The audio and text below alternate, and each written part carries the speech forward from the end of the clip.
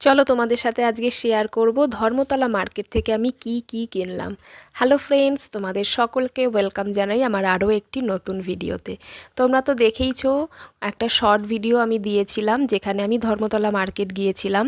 তো সেখান থেকে কি কি কিনেছি সেটাই তোমাদের সাথে শেয়ার করব। প্রথমেই দেখাচ্ছি এই একটা পার্স, খুব সুন্দর দেখতে এবং কালারটাও খুব সুন্দর। ভেতরে বেশ অনেকটা স্পেস আছে, অনেক কিছু রাখা যাবে।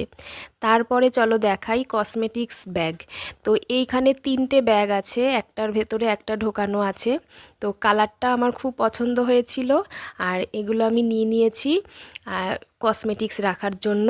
কিছু আমার আগের কিছু ছিল, সেইগুলো ব্যাগগুলো ছিঁড়ে গেছে আর এগুলোতে রাখা খুব সুবিধা হয়, তো সেই কারণে আমি আবার কিনে নিয়েছি। অনেকগুলো একসাথে কিনে নিয়েছি যাতে আমার কোনো প্রবলেম না হয়। যত জুয়েলারি আছে, যত কসমেটিক্স আছে সব এর মধ্যে ঢুকিয়ে রাখবো। আর এই একখানা চপ্পল কিনেছিলাম, এটা আমার সব থেকে বেশি পছন্দের। দেখো, একবার দেখেই আমার খুব পছন্দ হয়ে গেছে, খুব সুন্দর, তাই এটা নিয়ে নিয়েছি। তো দামগুলো তোমাদের বলে দিই। প্রথমে যে ব্যাগটা দেখলে তার দাম ছিল মাত্র 100 টাকা, আর যে ব্যাগের সেটটা দেখলে 3টে ব্যাগের সেট নিয়েছিল মাত্র 200 টাকা। আর এখন যে জুতোটা তোমরা দেখছো এটার দাম নিয়েছে মাত্র 150 টাকা।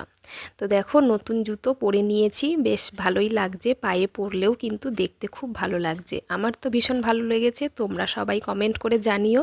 তো চলো আজকের মতো বিদায় নিচ্ছি, সবাই ভালো থেকো, সুস্থ থেকো, টাটা।